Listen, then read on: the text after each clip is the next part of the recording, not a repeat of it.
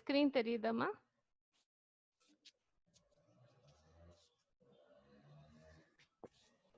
Yes, ma'am. Yes, ma'am.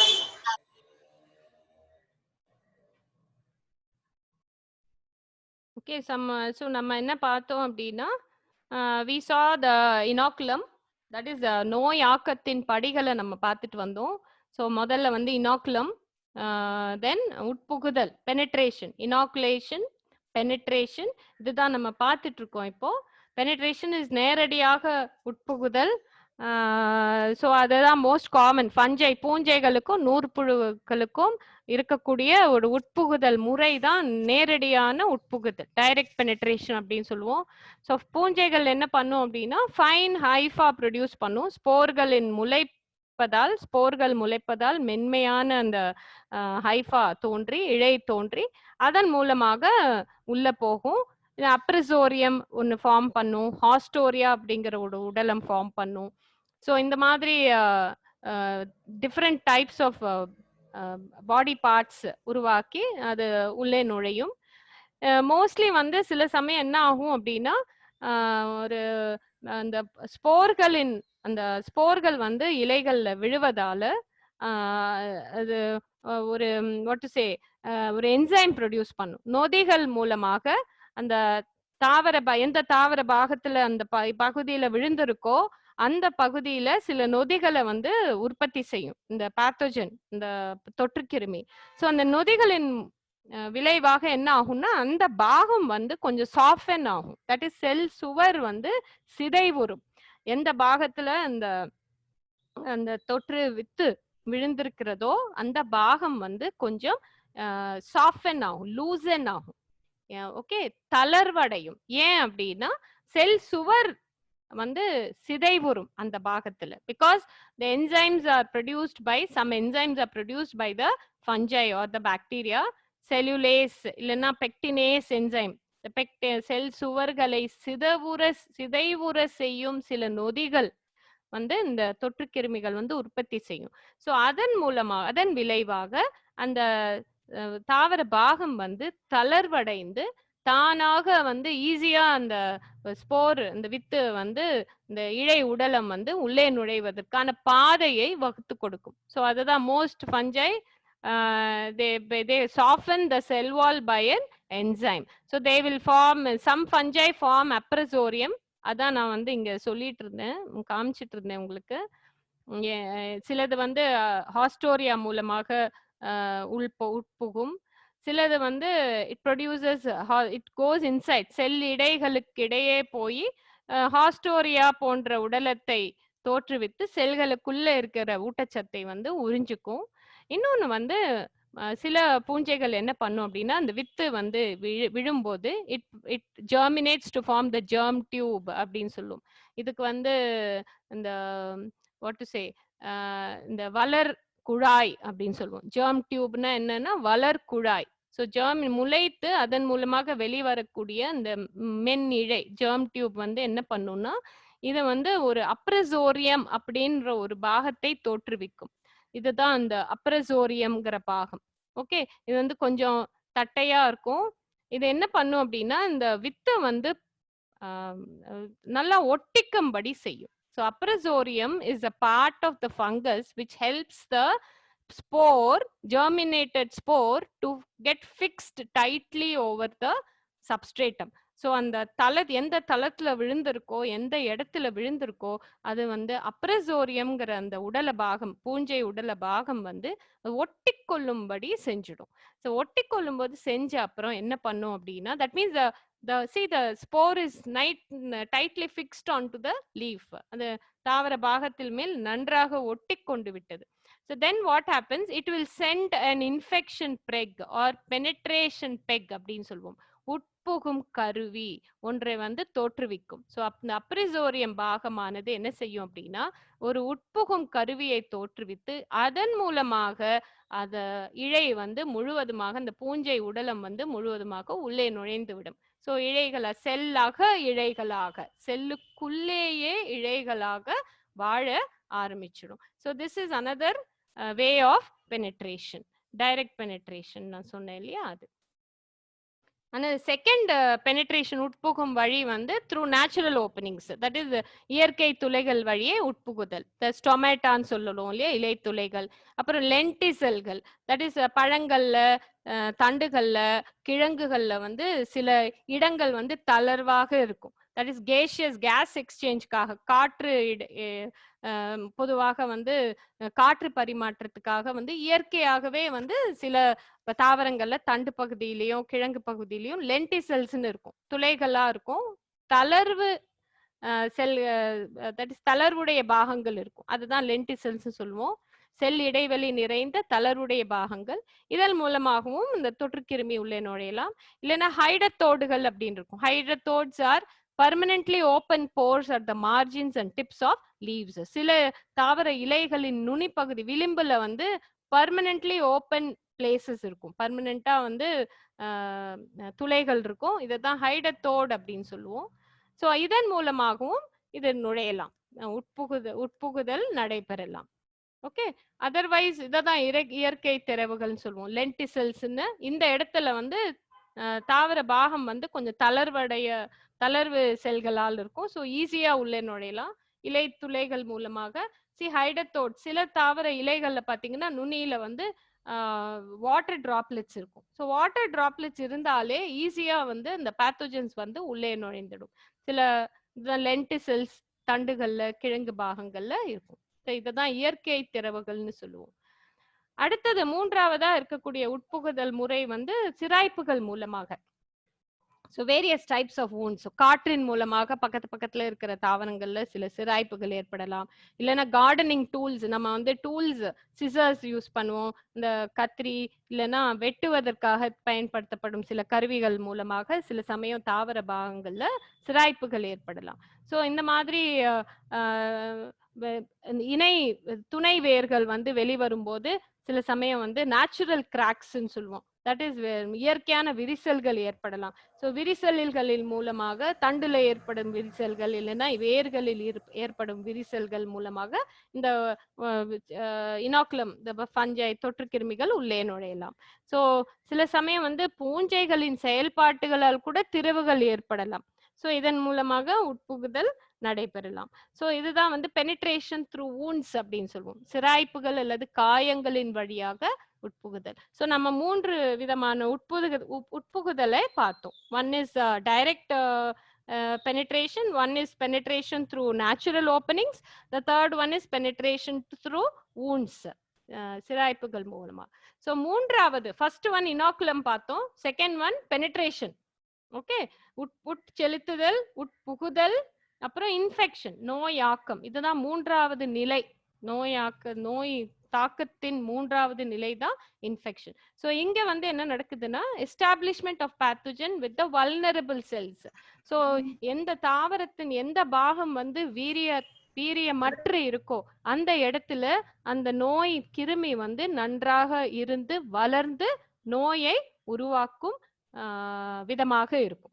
So successful, அதாவது சொல்ல எளிதில் இலக்காக கூடிய தாவர பகுதிகள், தட் இஸ் ஈரப்பதமிக்க இலைகள், இதெல்லாம் எளிதில் இலக்காக கூடிய தாவர பகுதிகளா இருக்கு. அதே மாதிரி young leaves, young roots, young buds. இளம் பாகங்கள், தாவரத்தில் உள்ள இளம் பாகங்கள் தான் எளிதில் இலக்காக கூடிய நோய் கிருமிக்கு இலக்காக கூடிய பாகங்கள்னு நம்ம சொல்றோம். சோ இந்த மாதிரி ஊட்டச்சத்தை உறிஞ்ச தொடங்குகின்றன, இந்த பாகங்கள்ல மூலமாக உள்ளே நுழைந்து ஊட்டச்சத்தை உறிஞ்சுகின்றன.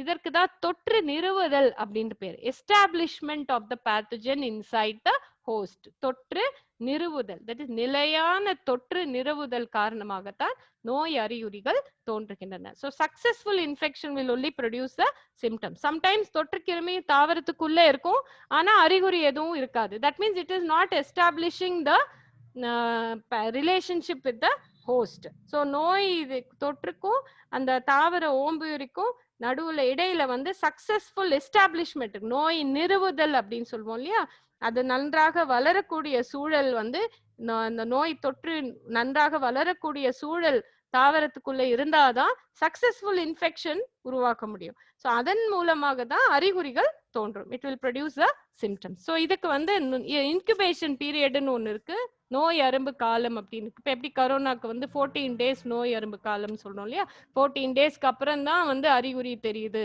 இல்லைன்னா 1 வீக்குக்கு அப்புறம் தான் நோய் இருக்கா இல்லையா அப்படிங்கிறது நமக்கு தெரிய வருது, ஃபீவர் வருது, காஃப் வருது அப்படின்னு சொல்றோம் இல்லையா. அது அதே மாதிரி தாவர நோய்களுக்கும் இன்குபேஷன் பீரியட் இருக்கு. That is the time interval between inoculation and appearance of disease symptoms. உட்புகுதலுக்கும் நோய் அறிகுறிகள் தோன்றுவதற்கும் இடைப்பட்ட காலம் தான் வந்து நோய் அரும்பு காலம். அதே மாதிரி லேட்டன்ட் இன்ஃபெக்ஷன் ஒன்று இருக்கு. The state in which the host is infected but does not show any symptom. So மறைவு தொற்றுன்னு சொல்லுவோம். ஸோ சில நம்மலாம் ஏசிம்டமேட்டிக்கா நிறைய பேர் வந்து கரோனா இருந்தும் தொற்று கிரும்பி இருந்தும் நம்ம வந்து அறிகுறிகள் எதுவும் காட்டுறதில்லை அப்படின்னா லேட்டன்ட் இன்ஃபெக்ஷன், ஹிடன் இன்ஃபெக்ஷன், மறைவு தொற்று அப்படின்னு சொல்லுவோம். ஸோ தொற்று பாதித்த தாவரத்தில் அறிகுறிகள் தோன்றாதிருத்தல், அந்த நிலையை தான் வந்து மறைவு தொற்றுன்னு சொல்லுவோம். ஸோ அந்த it will not be a successful infection. So infection முறை. அடுத்தது 4வது நிலை வந்து growth and reproduction. That is தொற்றுக்கிருமி வந்து நன்றாக வளர்ந்து இனப்பெருக்கம் செய்யும் ஒரு நிலை. ஸோ ஃபஞ்சை வந்து வித்துகள் மூலமாக இனப்பெருக்கம் செய்யும். வைரஸ் வந்து அந்த ஹோஸ்ட் ஓம்புயிரி செல்களே வந்து வைரஸுகளை இனப்பெருக்கம் செய்வதற்கு உதவி புரியும். ஸோ வைரஸ் வந்து தானா வந்து ரெப்ளிகேட் ஆகாது, இனப்பெருக்கம் செய்யாது. ஓம்புயிரி வந்து வைரஸுகளை இனப்பெருக்க செய்ய உதவி புரியும். ஸோ நெமட்டோட்ஸ் வந்து எக்ஸ் முட்டையிடும் மூலமாக இனப்பெருக்கம் செய்யும். ஸோ நோய் தாக்கிய தாவரத்தினுள் தொற்றானது வளர்ந்து பெருக்கம் அடையும் நிலைதான் 4வது நிலை, நோயாக்கத்தின் 4வது நிலை. Then 5வது நிலை வந்து டிசமினேஷன் ஆஃப் த பேத்தோஜன். 5வது நோயாக்கத்தின் 5வது நிலை வந்து நோய் தொற்று பரவுதல். So pathogens are disseminated by air, காற்றின் மூலமாக பரப்பும். சில சமயம் வந்து ஈரமான தலங்கினின் மேல் பட்டவுடன் ஒட்டி கொண்டு விடும். நோய் தொற்று கிருமி வந்து ஒட்டி கொண்டு, தே கெட் ட்ராப்ட் அப்படின்னு சொல்லுவோம் இல்லையா, ஒட்டி கொண்டு the ஏர் மூவ்மெண்ட். சில சமயம் வந்து காற்று அதிகமாக அடிக்கும் போது அந்த தொற்று வந்து திரும்பவும் வெளியே வந்துடும். தாவர தளத்தின் மேல் விழுந்த தொற்று வந்து வெளியே வந்துடும். ஸோ அதான் மிதமான காற்றா இருந்தாதான் ஒட்டி கொண்டே இருக்கும். ஸோ அதிகமான காற்று இல்லைன்னா அதிகமான பலத்த மழை பெஞ்சாலும் அந்த தொற்று கிருமி வந்து வெளியேறிவிடும் தாவரத்தின் மேல். அந்த it will not B found on the plant. அதே மாதிரி சில சமயம் என்ன பண்ணும்னா, காற்று லேசா காற்று அடிக்குது, லேசா மழை சாரல் விழுது அப்படின்னா அந்த காற்றுல இருக்கக்கூடிய தொற்று வந்து தாவரத்தின் மேல் விழக்கூடிய ஒரு சூழல் வந்துடும். So from the air it can be brought down by rain drops. So சாரல் மழையில வந்து மோஸ்ட்லி இந்த தொற்றுக்கிருமி, காற்றுல இருக்கக்கூடிய தொற்றுக்கிருமி வந்து it can fall on the plant. So winds also help spreading by blowing away the rain splash droplets. சில சமயம் வந்து சாரல் மழை பெய்யும் போது காற்று அடிச்சதுன்னா என்ன ஆகும்னா நோய் தொற்று வந்து திரும்பவும் தாவரத்தின் மேல் விழாமல் வேற எங்கேயாவது போய் விழுந்துடும். ஸோ அந்த மாதிரி டிஸ்கிரிமினேஷன் முறைகள், பரவல் முறைகள் வந்து நிறைய இருக்கு. ஸோ அந்த பரவல் முறைகள்லயும் வந்து இந்த நோய் தொற்று, நோய் ஆக்கத்திற்கு காரணமாக இருக்கக்கூடிய அந்த தொற்று வந்து நோய் different types. This a last stage of the infection disease, plant disease, நோயாக்கத்தின் கடைசி நிலை தான் பரவல் நிலை. ஸோ ஃபர்ஸ்ட் நிலை வந்து இனாகுலேஷன், செலுத்துதல்.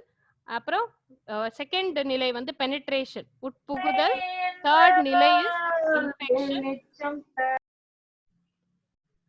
இன்ஃபெக்ஷன் இஸ் நோயாக்கத்தின் நிலை. 4ஆம் நிலை வந்து growth and reproduction of the pathogen. 5ஆம் நிலை வந்து dissemination, நோய் காரணியின் பரவல் முறைகள். ஸோ பரவல் முறைகள் தான் நீரின் மூலைகள் நான் சொன்னேன் இல்லையா, நீரின் மூலமாக, அப்புறம் காற்றின் மூலமாக, அப்புறம் சீடில இருந்து விதைகளின் மூலமாகவும் நோய் காரணிகள் பரவும். தாவர விதைகள் வந்து நாற்றுகள் வழியாகவும் பரவும், விதைகளின் மூலமாகவும் பரவும். ஸோ அடுத்த வயலுக்கு பரவும். இட் கேன் பி சப்போஸ் இந்த விதைகள், நோய் தாக்கிய விதைகள் வந்து விற்கப்பட்டு வேற ஒரு ஏரியா, வேற ஒரு மாவட்டத்துல கூட போய் நோயை உருவாக்கக்கூடிய வகையில இருக்கும். அதே சமயம் இந்த வயல்ல வேலை செய்பவர்கள் மூலமாகவும் நோய் பரவும். எப்படின்னா டிசீஸ்டு பிளான்ட்டை வந்து ஹேண்டில் பண்றாங்கன்னா, அதே அதே கையால வேற ஒரு ஹெல்தி பிளான்ட்டை தொடும்போது எப்படி வந்து நமக்கெல்லாம் வைரஸ் நோய் பரவுதோ அதே மாதிரி தான். டூல்ஸ் மூலமாக, தட் இஸ் கருவிகள், நம்ம வந்து கொத்தறதுக்கு யூஸ் பண்ற கருவிகள், ஸ்ப்ரே பண்ணுறதுக்கு யூஸ் பண்ற கருவிகள் மூலமாக கூட பரவும். அதே மாதிரி கால்ல வந்து நம்ம அந்த மண்ணின் மூலமாக மண்ல வந்து விழுந்த தொற்று கிருமிய வந்து அந்த மண்ணை மிதிக்கும் போது வேற ஒரு வயல்ல போய் திரும்ப இந்த கால் மூலமாக மனிதர்களின் கால்கள் மூலமாகவும் தொற்று வந்து பரவக்கூடிய வாய்ப்பு இருக்கு. ஸோ டிஃப்ரெண்ட் வயல்கள்ல போய் நம்ம நடக்கும் பொழுது மண்ணின் மூலமாக பரவும். சரி, ஸோ தொற்று நிறைந்த சரக்கு கலன்களை கண்டெய்னர், ஸோ கண்டாமினேட்டட் கண்டெய்னர் மூலமாக சரக்கு கலன்களை உபயோகித்தால் தொற்று வந்து பரவக்கூடும். இன்னொன்று வந்து infected seed nursery, that is தொற்றுடைய விதைகளும் நாற்றுகளையும் உபயோகித்தால் தொற்று வந்து பரவும். ஸோ பரவும் டிஃப்ரெண்ட் டைப்ஸ் ஆஃப் ஸ்ப்ரெட்டிங் இருக்கு. ஒன்று வந்து என்வாயன்மெண்டல் கண்டிஷன்ஸ்னால ஸ்ப்ரெட் ஆகுது, தட் இஸ் விண்ட், வாட்டர், ஏர், அந்த மாதிரி. இன்னொன்று வந்து விதைகளின் மூலமாக பரவுதல், டிரான்ஸ்பிளான்டிங், நடவு முறைகளின் மூலமாக பரவுதல், டிரான்ஸ்பிளான்டிங் ப்ராசஸ். ஸோ இதுதான் by water, by pathogens, rain, insects மூலமாக, இதன் மூலமாக பரவுதல் முறைகள் இருக்கு.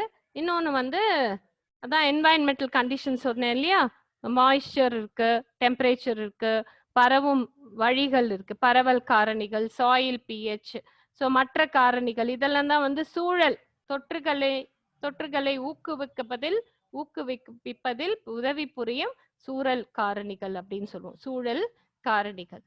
ஸோ இவைகள் என்ன பண்ணும் அப்படின்னா, இந்த சூழல் காரணிகள் என்ன பண்ணும்னா தொற்று வித்துகளின் செயலற்ற நிலைகளை ஊக்குவிக்கப்படுகிறது. ஸோ ஆக்டிவேட்ஸ் த ரெஸ்டிங் ஸ்டேஜ். அது பாட்டுக்கு வந்து ரெஸ்ட் பண்ணிட்டு இருக்கு, செயலற்ற நிலையில இருக்கு.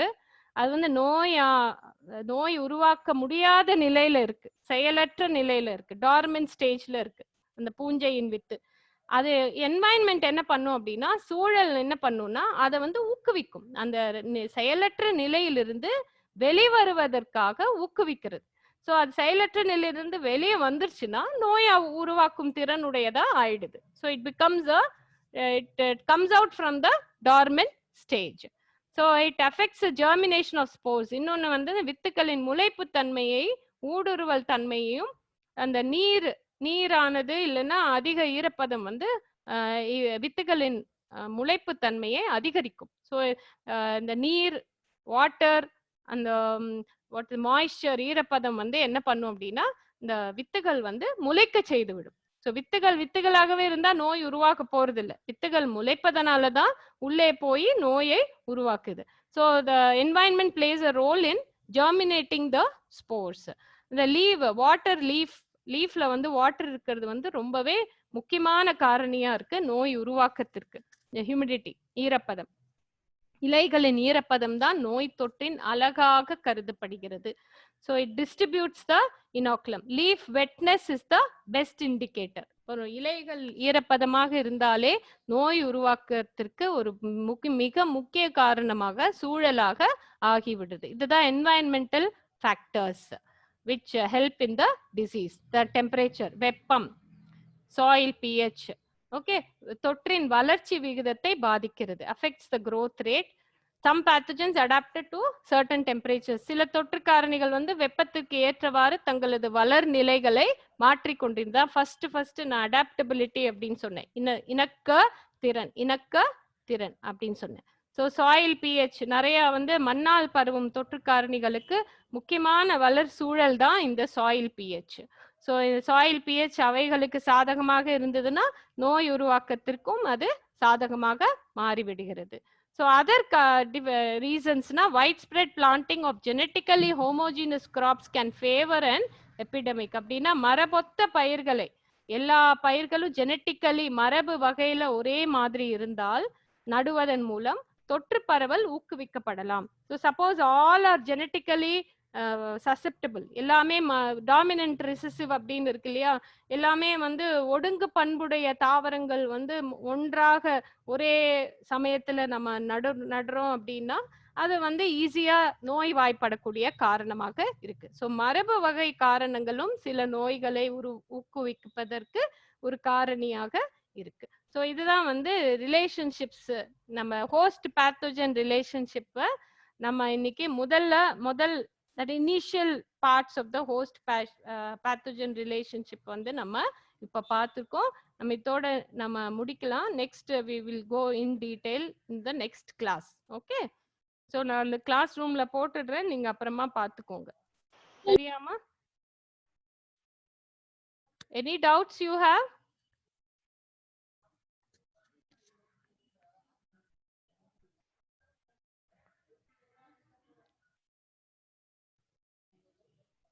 எல்லாருமே லாஸ்ட்ல வந்து ஜாயின் பண்றீங்க. கிளாஸ் எடுக்க இப்போதான் யாரு துர்காங்கிறது இப்பதான் உள்ளேயே நுழையிறமா? ஏமா அட்டெண்டன்ஸ்க்காகவா? ம், துர்காங்கிற பொண்ணு இப்பதான் உள்ளேயே நுழையிற கிளாஸ் முடிக்க போற சமயத்துல. யாருமா அது துர்கா? 4-5 பேர் இப்ப லாஸ்ட் மினிட்ல ஜாயின் பண்றீங்க. நீங்க எதுக்கு ஜாயின் பண்றீங்கம்மா? கிளாஸ் எல்லாம் முடிஞ்ச அப்புறம் ஜாயின் பண்றீங்க? ம், அட்டெண்டன்ஸ்க்காகவாமா?